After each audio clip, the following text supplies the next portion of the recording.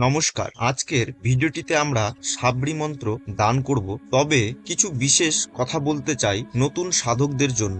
মন্ত্র দাতার কর্তব্য হলো আপনাদের জানিয়ে দেওয়া কোন মন্ত্রে কি হয়। মন্ত্রের প্রথমে অক্ষর যদি ওং যুক্ত থাকে সেই সব মন্ত্র শূদ্র ও স্ত্রী লোকদের দেওয়া শাস্ত্রোক্ত নিষিদ্ধ। শূদ্র বা স্ত্রী লোকদের নিজ মন্ত্র গুরুর নিকট প্রাপ্ত করিতে হয়। অজপা এবং প্রণব সাহাযুক্ত মন্ত্র প্রদান করলে দীক্ষা প্রদানকারী অধোগামী হয় এবং মন্ত্র গ্রহণকারী সেই সঙ্গে নরকগামী হয়। অতএব শূদ্র ও স্ত্রী লোকগণ প্রণব এবং লক্ষ্মী বীজ উচ্চারণ করলে নরকগামী হয়। বরাহী তন্ত্রে বলেছেন, গোপালস্য মনুর্দয়ো মহেশস্য চ পাদজে তৎপন্ত্যাশ্চপি সূর্যস্য গণেশস্য মনস্তথা।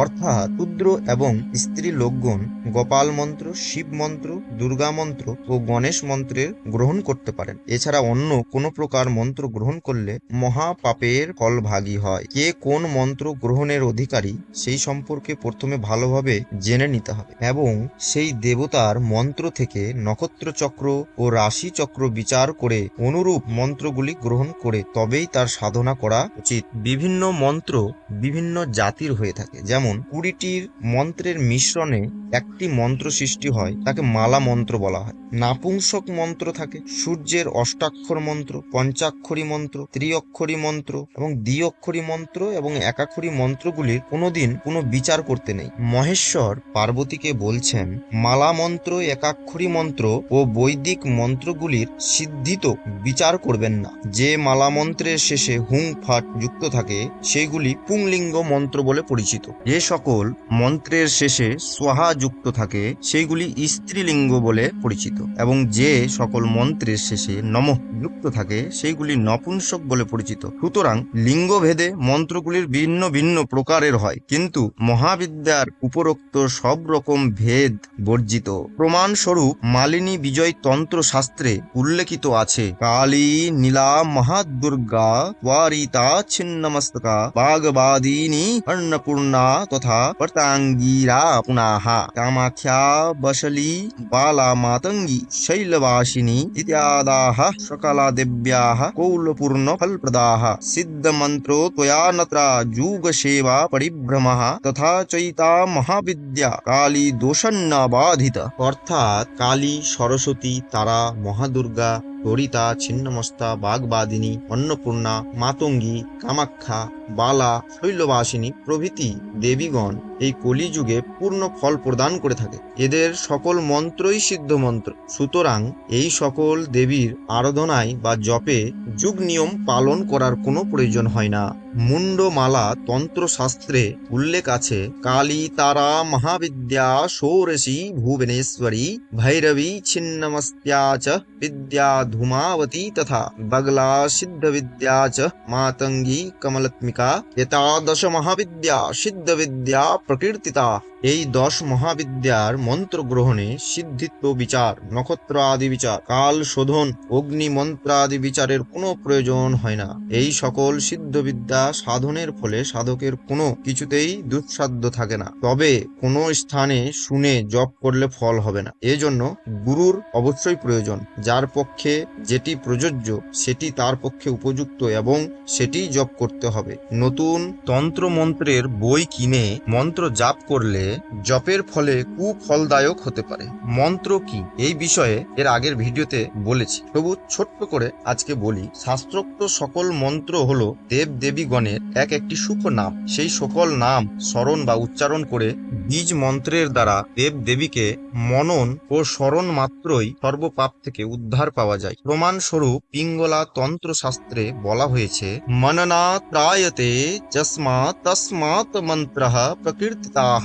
অর্থাৎ যাহা মনন ও স্মরণ মাত্রই সব রকম পাপ থেকে পরিত্রাণ পাওয়া যায় তার নাম মন্ত্র। এই মন্ত্র স্মরণ এবং মননের বিজ্ঞান লাভ হয়ে থাকে, সংসারের বন্ধন হতে মুক্তি লাভ হয়। মন্ত্রের প্রাণস্বরূপ বলা হয়েছে মননং বিশ্ববিজ্ঞানং ত্রাণং সংসার বন্ধনাৎ যতঃ করতি সংসিদ্ধে মন্ত্র ইতুচ্যতে ততঃ। প্রকৃতির প্রথম তত্ত্ব হলো মহত্তত্ত্ব অর্থাৎ সত্যগুণ। এরপর দ্বিতীয় রজগুণের প্রকাশ হয়, যার পরিমাণ স্বরূপ উদ্ভূত হয় অহংতত্ত্বের। তারপরে শেষে প্রকাশিত হয় তমগুণের। এই তমগুণ রূপ, রস, শব্দ, গন্ধ, স্পর্শ এই 5টি তত্ত্বে বিভক্ত হয়ে প্রবৃত্তি প্রকাশিত হয়। এই বিশ্ব প্রকৃতিতে সত্য, রজ এবং তম পারস্পরিক সংঘাতের ফলে নানা প্রকার বৈচিত্র্যময় শব্দ উৎপন্ন হয়। এই সকল শব্দ থেকেই সৃষ্টি হয়েছে নানা প্রকার বীজ মন্ত্র। এই বীজ মন্ত্রের সূত্র ধরেই একজন দেব দেবীর সুখ নামকরণ করা হয়েছে। এই সব বীজ মন্ত্রর জপের অর্থই হলো একজন দেব দেবীর নাম ধরে ডাকা। এই ডাকার নামই হলো মন্ত্রযোগ বা মন্ত্র যোগ। প্রমাণস্বরূপ মন্ত্র যোগ সংহিতায় লেখা হয়েছে নাম রূপাত্মনো শব্দ হবয়ো ববলম্বনাৎ যে যোগাঃ সদ্ধতে সেহং মন্ত্র যোগ প্রকীর্তিতাঃ বীজেষু শক্তি নিহিতা মন্ত্রং বীজ বিবর্জিতাঃ। সাধককে সর্বদা মনে রাখতে হবে শুধুমাত্র মন্ত্র জপ করলেই চলবে না, তার অর্থাৎ মন্ত্রের অর্থটিকেও হৃদয় সঙ্গম করতে হবে।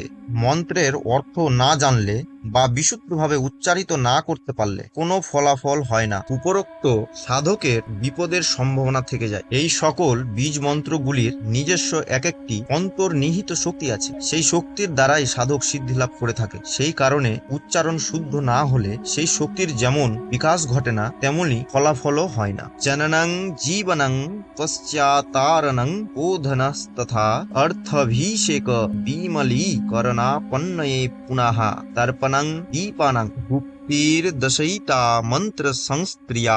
অর্থাৎ জনন বা জীবন, তারণ, বোধন, অভিষেক, বিমলীকরণ, আপ্যায়ন, তর্পণ, দীপন এবং গুপ্তি এগুলো হলো মন্ত্রের 10বিধ সংস্কার। তার মধ্যে গুপ্তি অর্থাৎ মন্ত্র সর্বদা গোপন রাখতে হয়। কিন্তু সবাই যদি মন্ত্রকে গোপন রেখে দেয় তাহলে পরবর্তী জেনারেশনে মন্ত্র পৌঁছবে কি করে, তাই না? সেই জন্যই গুরুর আদেশ নিয়ে এই চ্যানেলটি শুরু করেছি জগৎ কল্যাণ হেতু। তিনি বলেছেন মন্ত্র দেব, তার দাম নেব না, জাতপাত কুল বিচার করব না। তাই সর্বপ্রথম ছাবড়ি গুরু মন্ত্র দিয়েই শুরু করছি। এই মন্ত্রটি শুদ্ধ উচ্চারণ সহ ডিসক্রিপশন বক্সে দেওয়া হয়েছে।